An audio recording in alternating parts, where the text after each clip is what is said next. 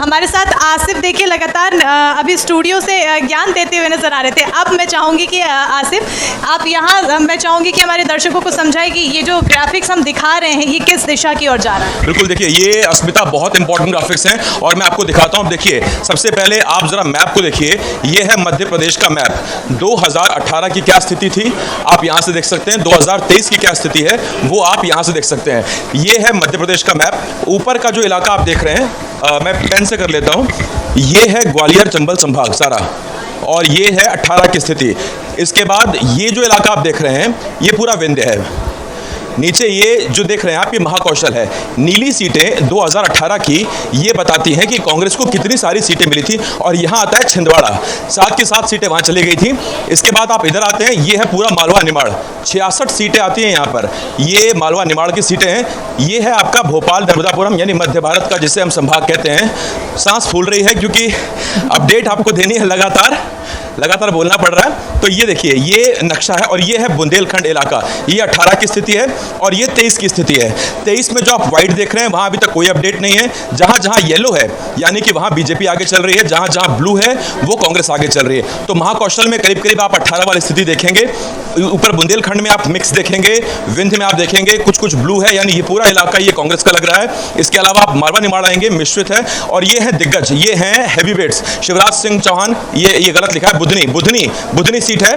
बुधनी से शिवराज सिंह चौहान आगे चल रहे हैं, और अस्मिता ने हमारी हेल्प कर दी, ठीक है। तो ये दिग्गजों की सीट है। शिवराज सिंह चौहान बुधनी से आगे चल रहे हैं, कमलनाथ छिंदवाड़ा से आगे चल रहे हैं, जयवर्धन सिंह दिग्विजय सिंह के बेटे हैं राघवगढ़ से आगे चल रहे हैं, प्रहलाद सिंह पटेल केंद्रीय मंत्री हैं, जल शक्ति मंत्री हैं, शक्ति दिखा रहे हैं, नरसिंहपुर से आगे चल रहे हैं। नरसिंहपुर में पिछली बार जालम सिंह पटेल उनके जो भाई हैं वो चुनाव लड़ रहे थे, इस बार भाई की जगह प्रहलाद सिंह पटेल चुनाव लड़ रहे हैं। और दिमनी विधानसभा सीट से नरेंद्र सिंह तोमर आगे चल रहे हैं, केंद्रीय मंत्री हैं। जी आसिफ, जो आप कह रहे हैं कि जो वीआईपी हैं, जो हैवी वेट्स हैं, वो अच्छा परफॉर्म कर रहे हैं, तो एक तरह से जो बीजेपी की रणनीति रही खास तौर से अपने यूनियन मिनिस्टर्स को उतारना, एमपीज को उतारना, वो काम कर गई है वहां पर। उनके पास संपत्ति है, ग्रेजुएट हैं, बेलवेदर सीटें, ये वो सीटें हैं जहां ज्यादातर बीजेपी या कांग्रेस जीतती रही है। ये है पूरा मैप, जैसे आप क्रिकेट में देखते हैं उसी तरह से बीजेपी कैसे आगे बढ़ रही, कांग्रेस कैसे आगे बढ़ रही है। आप देखें तो जब शुरुआती रुझान शुरू हुए तो बीजेपी बहुत तेज आगे चल रही थी, लेकिन उसके बाद कांग्रेस ने अच्छा पिकअप लिया और इधर आ गई। बाकी जैसा हीट मैप बता रहे थे, हीट मैप यानी चुनाव में गर्मी बहुत है। और अस्मिता हमारे साथ बनी हुई है। अस्मिता, ये मैप दिखा दिया हमने, ये दिग्गज दिखा दिए। छत्तीसगढ़ की स्थिति देख लेते हैं। छत्तीसगढ़ की स्थिति देखिए, ये है मैप, और 2018, 2023, तो पहले जरा 2018 की स्थिति देखते हैं। 2018 में आप देखिए कि ये पूरा 2018 का मैप है। ये जो आप येलो सीट देख रहे हैं ये दंतेवाड़ा सीट है।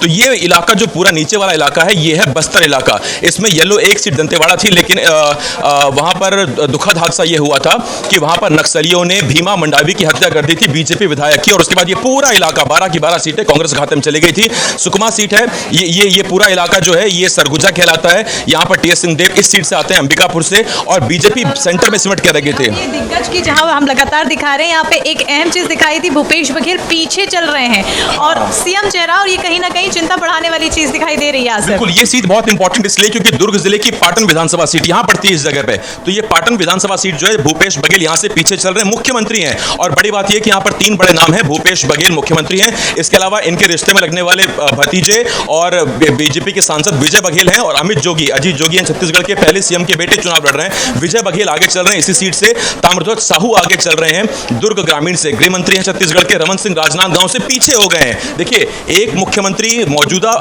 पीछे हैं और जो पूर्व मुख्यमंत्री वो पीछे हैं। विक्रम उसेंडी अंतागढ़ से, इधर की सीट है, ये पीछे चल रहे हैं। और ये रहा मैप। इसमें देखिए अब कांग्रेस ने लीड लेनी शुरू कर दी है। शुरुआती रुझान में जरूर बीजेपी कांग्रेस आसपास थी, लेकिन अब कांग्रेस, अस्मिता पूरी हेल्प कर रही है मेरी, ये देखिए ताकि आपको सब बड़ा बड़ा और साफ दिखाई दे। और 46 से ऊपर ये जो आप लाइन देख रहे हैं बहुत इंपॉर्टेंट है, ये मेजोरिटी की लाइन है, यानी कि ये है मैजिकल नंबर। तो इसके ऊपर जो चला जाएगा और जो बना रहेगा, और जो नीचे नहीं आएगा, सरकार उसी की लड्डू खाने, आपको उसी के ऑफिस जाना है, ये बात क्लियर है।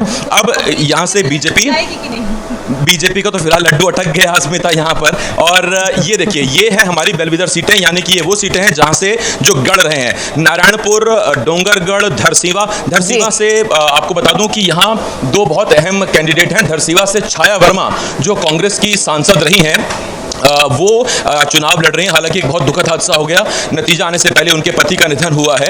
तो धरसीवा से छाया वर्मा चुनाव लड़ रही हैं। बीजापुर, नवागढ़, जगदलपुर, ये तमाम सीटें हैं। और ये रहा हमारा हीट मैप। और हीट मैप में आप देख सकते हैं कि आपको नीले डॉट जो दिखाई दे रहे हैं वो सारे कांग्रेस के डॉट हैं, पीले वाले डॉट बीजेपी के हैं। पर अब रुझान जो है अस्मिता तेजी से अब बदल रहे हैं और बढ़ भी रहे हैं, और किस पार्टी की झोली में अब कौन सी सीटें जाएंगी ये देखना होगा। और